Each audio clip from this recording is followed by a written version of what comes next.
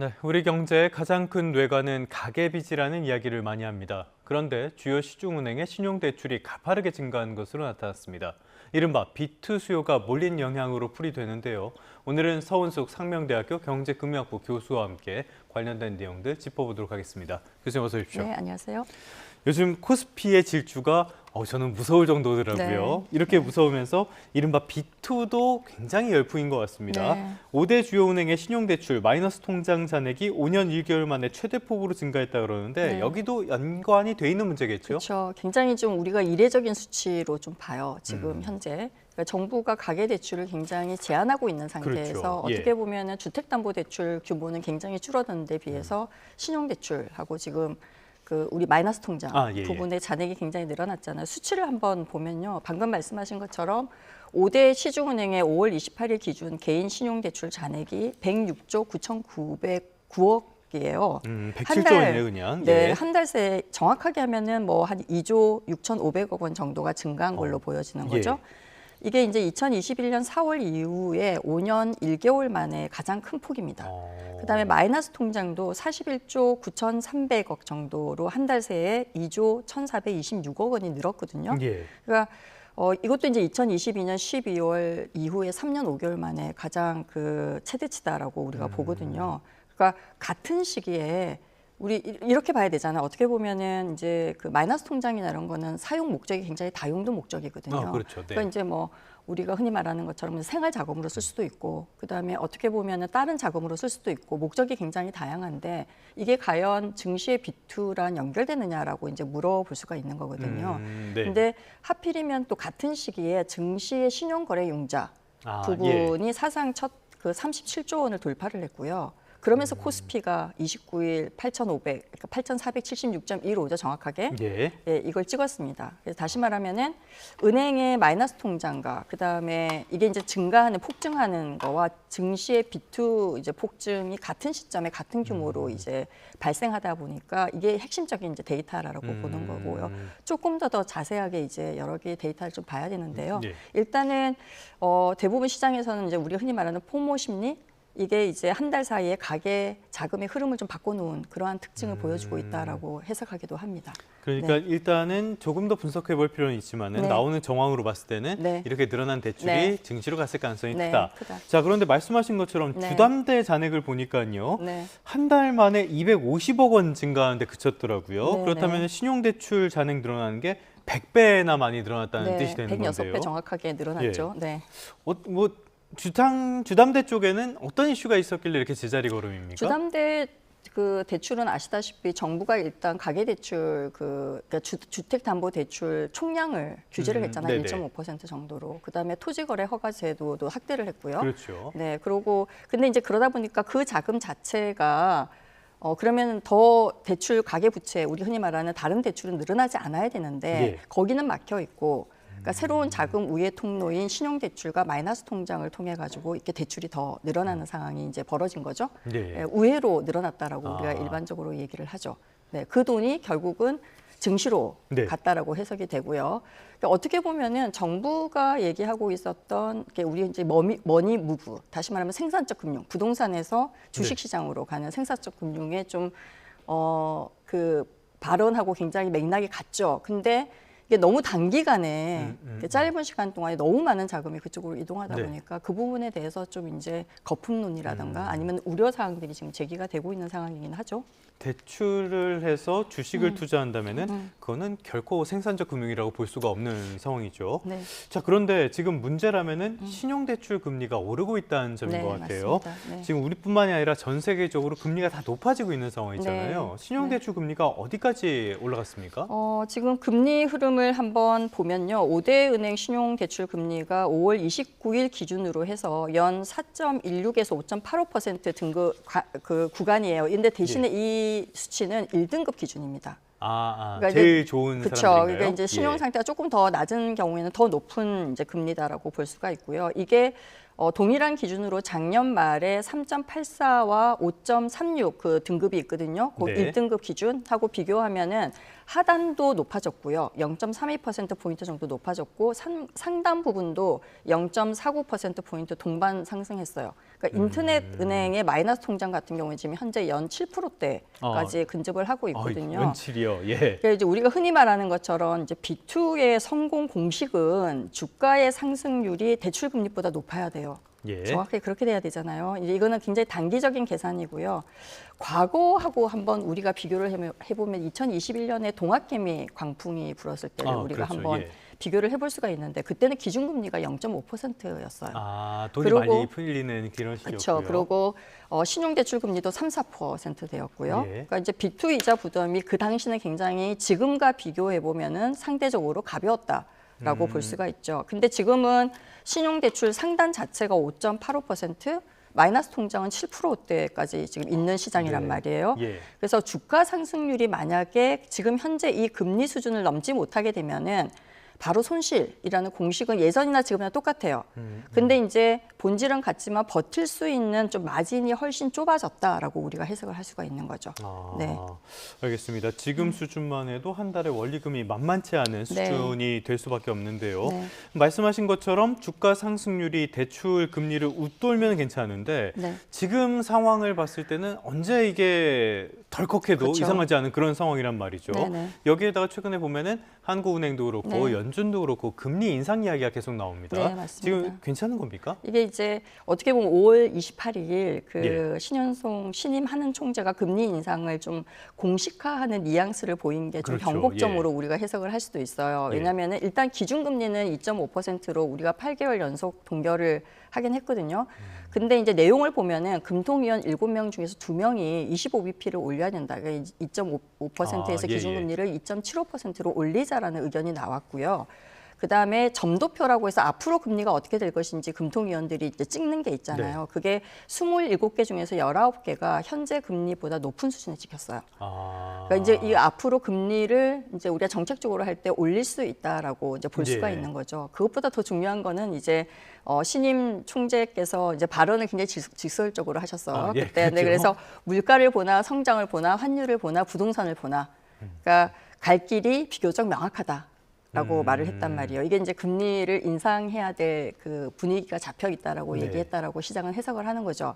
이제 그러니까 그 다음 날 바로 5월 29일이죠. 은행채 5년물 금리가 연 4.28%, 네. 2023년 11월 15일이 4.323%였거든요. 네. 이후 약 2년 반만 최고치를 달성했어요.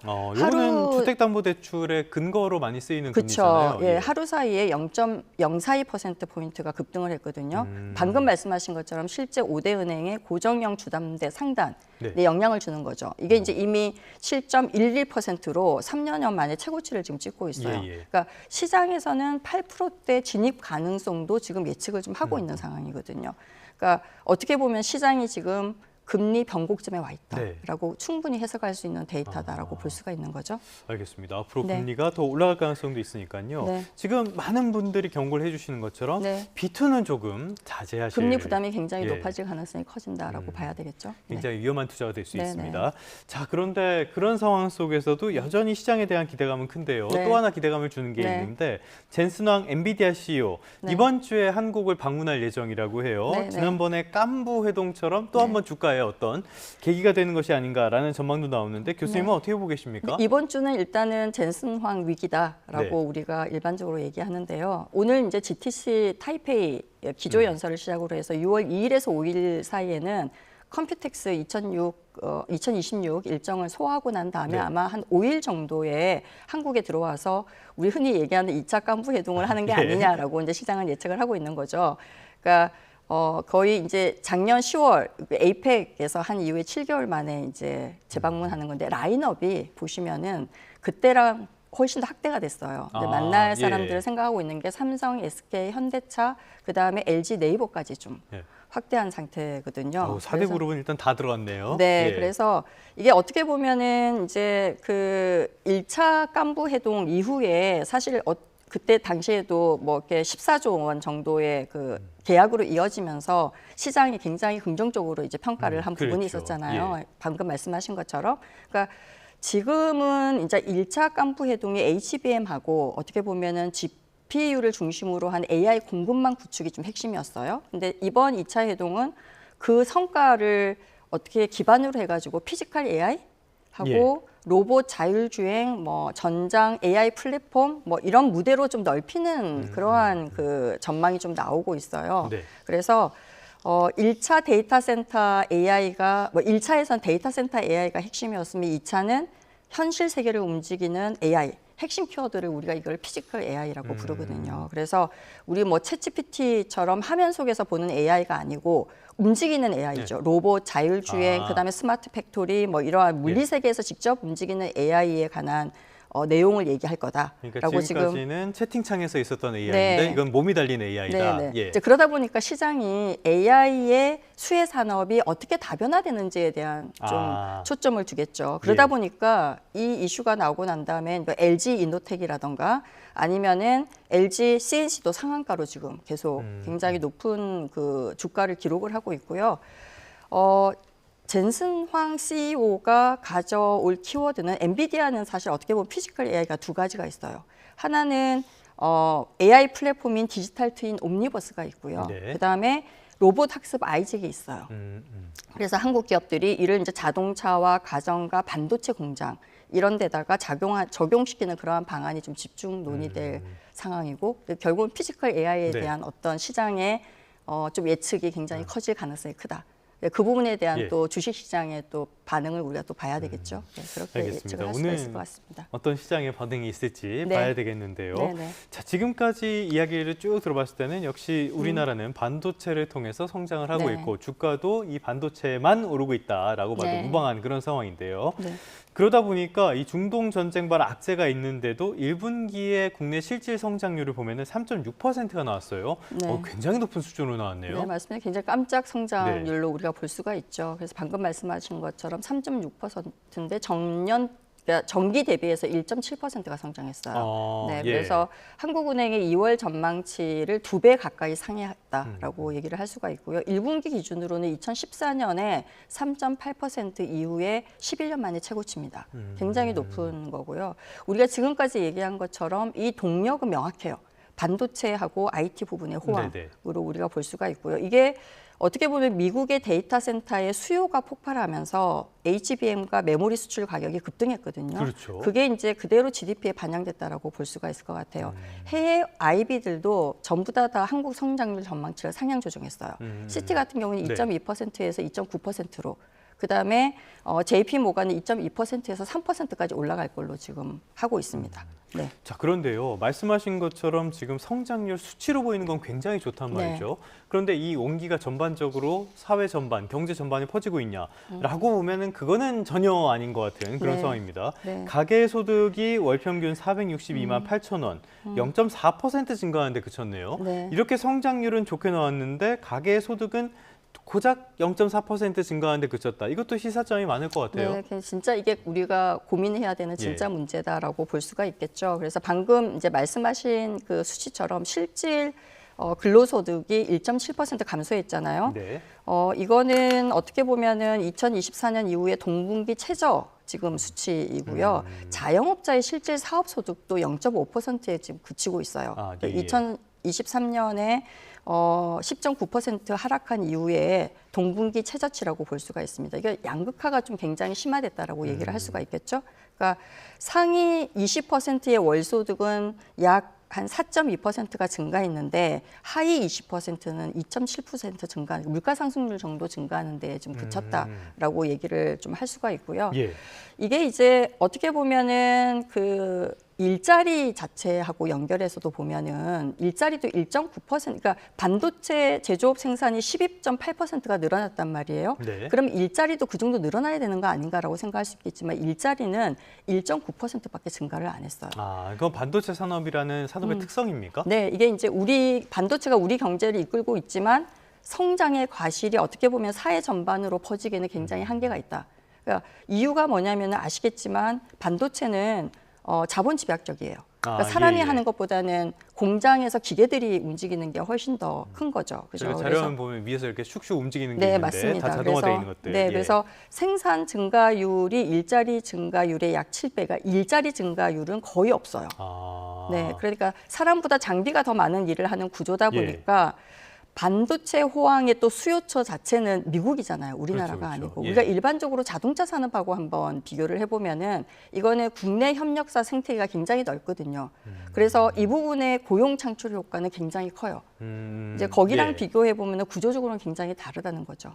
네, 그래서 한국 경제를 반도체가 지금 끌어올리는 거는 맞지만 그게 일자리, 네. 임금 내수로 이어지는 통로는 굉장히 좁다. 이렇게 우리가 해석을 할 수가 있고요. 이게 어떻게 보면 한국 경제의 진짜 숙제다라고 얘기를 할 수가 있겠죠. 그러니까 지금 고용 창출이라든지 네. 그 소득이 나오는 소위 말하는 낙수 효과 이런 네. 것들이 없는 성장이다. 네, K자 양극화로 가고 있다. 이렇게 봐야 되는 겁니까? 그렇죠. 그래서 어떻게 보면은 이제 이 제2차 그러니까 정부도 이제 그렇게 얘기를 했잖아요. 예. 반도체로부터 나온 과실을 나누지 말고 재투자해야 되는데 써야 된다. 그렇죠. 그게 예. 이제 제2, 제3 반도체에 투자를 해야 된다라고 하는 거거든요.